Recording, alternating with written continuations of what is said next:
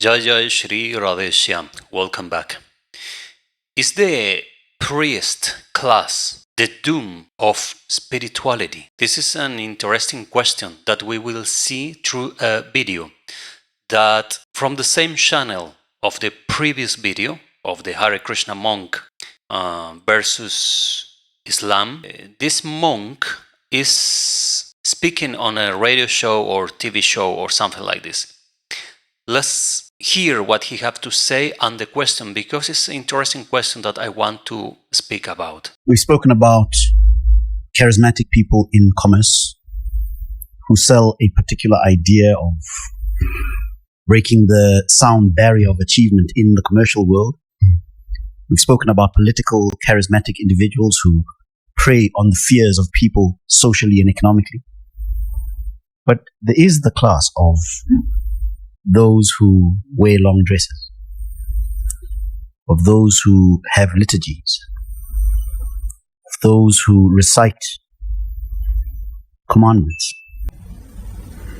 the priestly class, in all traditions, who have blunted the sharpness of the minds of the people through the story that they purport to be the story of faith. At this moment, he is saying a little bit what is his mind or the topic of the interview. And it's interesting because he is speaking about the priest class, or some kind of class of people who use the word of God or God in order to keep power. Power as a part of the society, power inside the government, power inside the kingdoms back in time, power inside the mind of the naive followers of certain religions. And this is not only based on what have been happening with Christianity in the medieval times in Europe mainly, where the Pope and the priests were really taking the most dark decisions that we can see in human history, such killing all the women's because of magic, or because they say those women were witch, all kind of nonsense that they made for persecuting women and persecuting what they called paganism. Everything that is not basically Catholic Christianity based on the Romanic Empire then is paganism.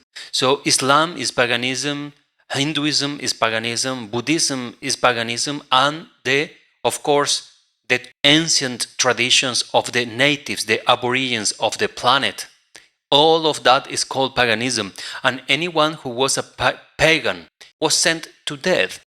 Even the Christians who were not following the Catholic Church, they were burned, sent to death directly. That's why the original Christianism is not available anymore. You know that the original Christianism of Jesus, his real message and practice, because many Christians who follow Christianism, they don't know what really Jesus was doing when he was alive. What was his sadhana, his practice, his training every day, what he was doing every single day. This training, spiritual practice that all the monks, all the mystics has, not only the monks, but I am talking about the mystics, spiritual people, deeply spiritual people, they have something that we call sadhana. Sadhana is a mix of two words, sadhana and sadachar. They have a way of behaving and a way of doing the practice, daily practice. So with that, you achieve and you keep the consciousness. This is for everyone, not only for Jesus or Buddha or Hindu yogis. Everybody do practice every day, do japa mala, chanting in the rosaries. Christian monks, they do this also, to chant in the rosary. We call it mala. So what Jesus Christ was doing in his lifetime here on planet Earth. This is what Christians does not know. Then they have no sadhana to do. They wake up, they maybe read the Bible, they do what they think is okay, good, that's it. There is no practice. So it's very difficult for Christians to really get into deep consciousness, God consciousness, in a mystic state of mind. It's very difficult for them. I have seen like some videos of Christians who are debating with Muslims or with other people, and they are drinking anything, whatever, and wearing t-shirts of rock bands and stuff, because there is not a clear knowledge of what to do and what to don't. And that is interesting thing to know. What Jesus Christ was doing as a practice, daily practice, is what the Cathars did. And the Cathars are the pure Christians, as the original esoteric Christianism was. One of the most famous Cathars is Leonardo da Vinci. He was a Catharist. When he was asked that if he was a Catholic, he said no. And because of this, he was pointed as an atheist, but he was deep devotee of Jesus. Why? Because he was a Catharist. That's why he used this long beard. The Cathars were dressed full in white, long hair, long beard, as Jesus was dressing himself. Because here is something interesting. Jesus had contact with the Indian culture, but not the Indian as Hinduism or the Indians nowadays selling things online, but with the Hindus who were yogis. There are 15 years of Jesus Christ that he disappeared from the map. Nobody knows. But these 15 years are available as research in some books. And those books has a meeting point that Jesus was not living in the same area where he was born. During those 14, 15 years, he traveled. But traveled to where? Why he went like a kid and came back like a god, like a living god, like a guru, spiritual master, supreme spiritual master? Where he was? The documents are showing that Jesus was in India, Jagannath Puri and Himalayas, nearby Tibet. So Buddhism and yoga culture and philosophy was and is present strongly on those areas. And in Puri, in the south of India, Jagannath Puri, is the strong culture of God worshipping. And what is Jesus' point of view? Worship God, love to God, and to develop yourself, to create a better version of yourself day by day. Exactly what is yoga philosophy. The white color is the white color of the yogis that the Cathars are using. You can check and research what I'm saying, because if I am start quoting and putting everything here on video, this video will be hours. But I am giving you the information. You can start researching now and you will be surprised. And you will come back to this video and say, Sarva, wow, I didn't knew that, but now we know. So here, this man is telling the problem of the leader class of religions and spirituality. And this, of course, this is a big problem, even nowadays in India. Because if you, by family or by caste, you need to be a preacher, you have not way to choose what you want to do in your life or what to not do in your life. Maybe many people who have been born like that doesn't have any talent or does not have any desire to be in that position, but they must to do because this is the family business. All the family, my father, my grandfather, and so on, they all did the same, and this is what we are known by, and I cannot break this chain, and I have to do exactly the same. Just think on yourself. Think in your father, in your grandfather, in your grandfather. Are you able to repeat exactly the same? If your grandfather, let's say, he worked in a factory doing some job, and your grandfather and your father did exactly the same, and you are there, and since a child they say to you, you must learn how to do this factory work. It's possible that when you are about 18 years old, you will say, no, this is not for me. I have a different talent and different desires to do in my life. But somebody who is born on that area, is born in that class, caste, to say, they are forced to do this. They cannot do something else. So there is the problem, because the family of that person depends on the donation and the money that he will make out of God's word or the Holy Scriptures. And this is a big problem, because you are not volunteer to give your life to God. You are forced to do. And when you are forced to do something, nothing good will come from that. They have stolen the ability of individuals or of collectives to think independently on the basis of an idea of a God that is looking down upon you with judgmental eyes. Okay, this is the Christian point of view, a Muslim point of view of God. God is up there in the sky somewhere, like he's floating or living in a cloud. Where in the sky is? Please, Christians, can you reply to this? He's in the sky, but where is the sky? From where I am, opposite to me, is China.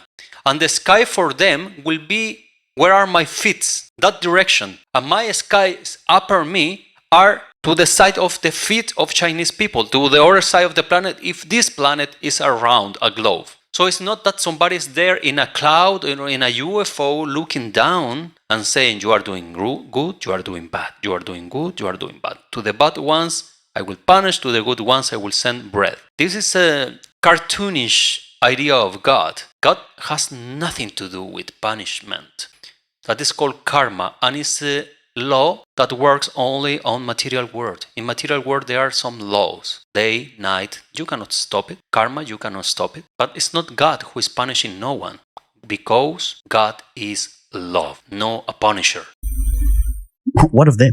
And what is their contribution to the lower order consciousness that you were talking about? Earlier on, we spoke about intellect and thought leaders, and the fact that genius has always been there in human society. That currently that intellect and genius is being directed, into industry, technology, politics, the modern agenda. AI, augmented reality, immersive experiences. In the past, however, the class of intelligentsia and the intellectuals, those were, according to their qualities, in the mode of goodness, peaceful, tolerant, cultivating knowledge, pure in their behavior. That intellect was being invested in becoming non-attached, non-envious. Here is an important point that also I want to mention. This monk is saying there was a class of people who was highly advanced and spiritual and this and that. Yeah, this is what we think through what we read, but this was the reality. I will give just one point to meditate to this monk and to anyone who is watching this. Do you know that based on Vedas, everybody has a punishment? Women were highly punished by the priest class. Shudras were highly punished. Vaishyas have punishment if they do something wrong. Kshatriyas also. You know the only ones who has no punishment and you cannot kill and you cannot say anything to them? To the Brahmana class, to the priest class. So this monk is saying these were a class of people highly advanced, highly educated, this and that. Yeah, this is based on the stories that they are giving to everyone, because in somehow they were writing all this. Where there, they were always the good ones and everybody else were the bad ones. So the only thing that we can really prove on this is to see the nowadays reality, how good those castes are doing nowadays. If we go back to the Americas, we see the Mayan culture. In the Mayan culture, Mayas has 4 divisions in the society, exactly the same as Varna Ashram. And those 4 divisions, of course, the rulings were the kings and the priests. And the big doom of Mayan society was in the hands of the priests, where they start by some reason doing an incredible amount of human sacrifices. But of course, who were the ones who are offered to God? Prisoners, slaves, and lower class. You will never see those priests killing a priest family member for the gods. They say, of course, you are blessed by being in this sacrificial arena because the gods will give benedictions to you. So die in peace, but they will not die. Not them. The other people, yes. This is strange. This was happening in Mayan culture. You can research about this. Interesting. The most interesting about Mayan cultures is not this, but their society was divided in 4 classes, just as Varna Ashram, with the same system of Varna Ashram. Why? From where the word Mayan culture, Maya, is coming. Maya is Sanskrit, means illusion, but also Maya means goddess or the material realm. In Mahabharata is the story of Maya Asura. Maya Asura was who construct the palace of the Pandavas, a wonderful, incredible palace for the Pandavas by order of Krishna. This Maya was called Maya Asura. It was a demon or a no Varna Ashram class, and he traveled all over the world, and he finally set up his life in Mesoamerica, where is exactly the Mayan culture. Mayans say that the name of their culture, Mayans culture, is coming from their founder, leader, that he was called Maya. Incredible, right? The connections of the history. What else is in this video? Let's see. Materially unbound. So those individuals were then via mediums of transcendental spiritual awareness. They're like the head of society. Then they keep the spiritual vision alive for society. Once Are you those sure on intellectuals that? had been corrupted by the message of the lower, which is the merchants, the business, the economics types, the sensual, then even though they try to speak the message of transcendence, but they are gripped by their lower nature. And therefore, what comes out is half-truths, which are impotent in liberating people from their lower animal natures. So purity is needed. I will ask you a question, Savia the monk. I will ask you a question, and it's just to make it more deep and more interesting. And of course, apologize if I am questioning your speech, your words, but I am doing only in the way of learning more, if you have more information about this. You are speaking about that class, and those are the Brahmins, right? My question is, which class and which kind of people were praying for Ravana?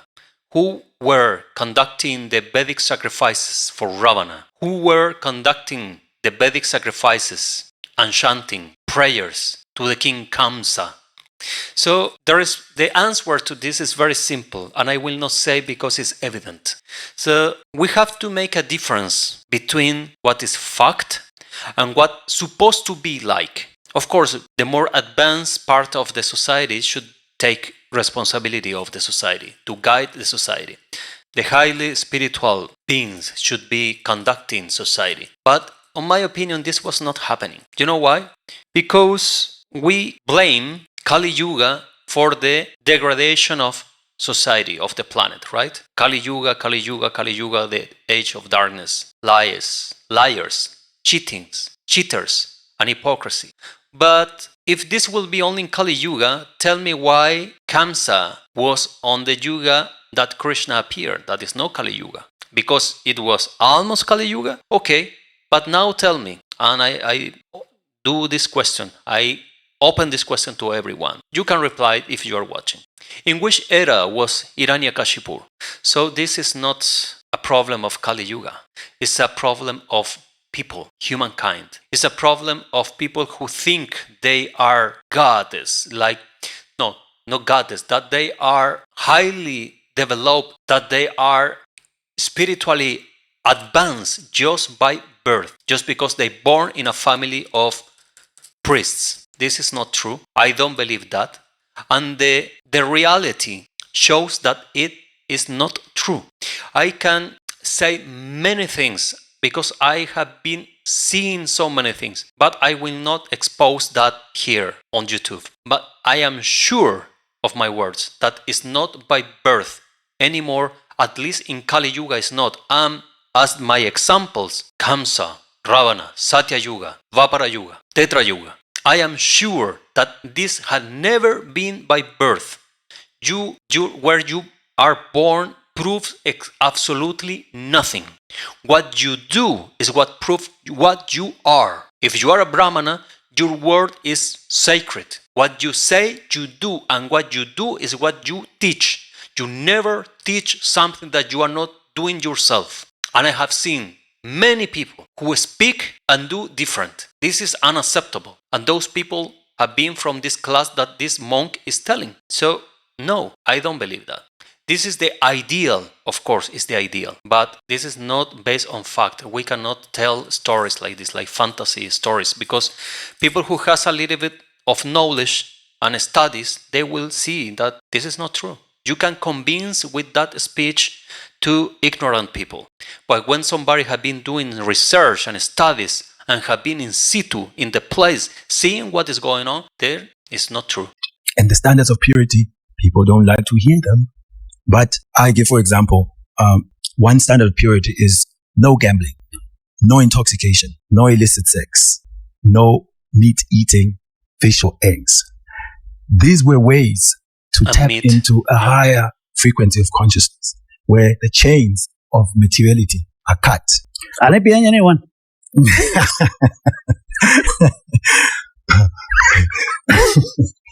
Yeah, it's cool. It's like while you're walking the stairs. Here, this man didn't like the instructions. To let go of such things. But if you want the best facility in consciousness, then that will have to go. Yes. Antimanje, this is a coping mechanism which has been accepted as a source of actual happiness. Without this, there's no social fluidity. And say, understand. And no purple. The energy of death in food, blood, and flesh is transmitted and transmuted into the consciousness of the human being. Therefore, anger, intolerance, envy. Correct. Hey, I want to get one. Very good. By the way, give us a call on 1-883-0702. My guest is Monk. Very, very good. Thank you, Savia the Monk, for this video also and for explaining the things very clear and open.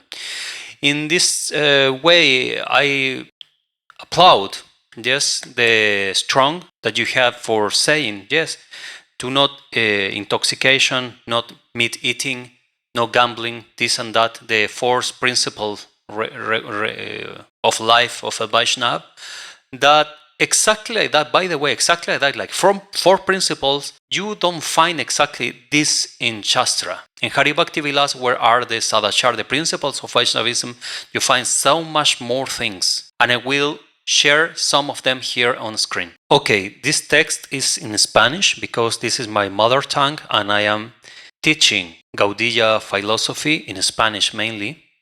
And I will translate. These are some of the points that are quote on Hari Bhakti Vilas by Sanatana Goswami Pad. And text 450, those who don't stop the offenses that I will describe will burn in hell for a long, long time. These are the words of Sanatana Goswami. By my work in Spanish, I have a few haters, trolls that are following me everywhere. And you know from where they start? Those trolls started when I explained openly that in Gaudiya Vaishnavism, as in ISKCON and Gaudiya Mat, there are principles. Because I know that many of them and some of their leaders are not stopping them for smoking marijuana or doing illicit sex or acting like animals. Then when I started speaking about this, about over 1 or 2 years ago, I started getting some trolls. And I know from where? From Colombia and Argentina. And those people are addicts to marijuana and following music rock bands who are drug addict people. So of course my words were like a big pain to show that Gaudiya Vaishnavism, as taught by the Goswamis and the traditional lines, Parivars, Nityananda Parivar, Advaita Parivar, etc., they have principles just as shown by Bhaktisiddhanta Sarasvati. But the difference, as I am saying, there are not only 4 principles. I will show here the list wrote by Sanatana Goswami. Those who are not stopping the following offenses, aparat, that I am describing here will burn in hell for a long, long time. Text, Shloka 451, 469. Important point 19 and 20. One should not smoke marijuana or ganja and should not take opio and not any kind of intoxication similar to this. Very clear. Text 451, 469. Full text. 1. one should not touch the deity in a dark room. 2. One shouldn't stop the regulations, strict regulations in the worship to the deity. 3. One should not come inside the temple without making a noise, like the sound of the bell or clapping the hands or telling the deity, hey, I am coming in. I'm always been asking myself why. Maybe Krishna is doing something, dancing, and when you come in, they get static, they don't move anymore. Can you imagine something like this? It will be amazing. One should not offer any food to the deity that have seen by dogs or different animals, inferior animals. In that way, it reads inferior animals. Maybe it tells between lines that cows is okay, because it said it reads inferior animals. Okay. One should not break the silence while you are worshipping, so meditating in Thakurji. You should not offer incense, agarbati, without giving a flower. Should not offer pointless flowers or flowers that has not use because they have not fragrance. Every day you should wash your mouth. You should not go to the temple right after sexual intercourse. One should not touch a woman while her period, menstrual period, etc. It goes like this. And point 19, you should not smoke marijuana or ganja. And point 20, you should not take opio and any kind of intoxicating substance. You should never worship the deity in front of a non-devotee. In the previous video, one monk from London said that we are monotheists. And here, by Hari Bhakti Vilas, you can see the following statement. Point 32. One should not start the worshipping without praying to Ganapati, who is Ganesh, who will destroy all the barriers and problems in the seva for worshipping. So here, Hari Bhakti Vilas point 32 is telling that you must to pray to Ganapati, to Ganesh, to please remove all obstacles for my worshipping, for my worship. And the text continue. This is a text that has 30 pages that I am writing in Spanish. I will publish, and soon it will be also in English. There are so interesting topics to go through. Also, I am showing some things about the color of Vaishnavas, of traditional Gaudiya Vaishnav. All the Vaishnav were dressing white color. Just Vaishnavs after Bhaktisiddhanta Sarasvati start dressing on red or saffron or orange. But all the original Vaishnavs after Mahaprabhu, they were white color by order of Mahaprabhu indeed, and the Goswamis of Vrindavan. Okay, if you like this video, then give like to this video. Subscribe to support and comment for more videos like this. Thank you very much for watching. See you in the next. Jai Jai Shri Radhe Shyam.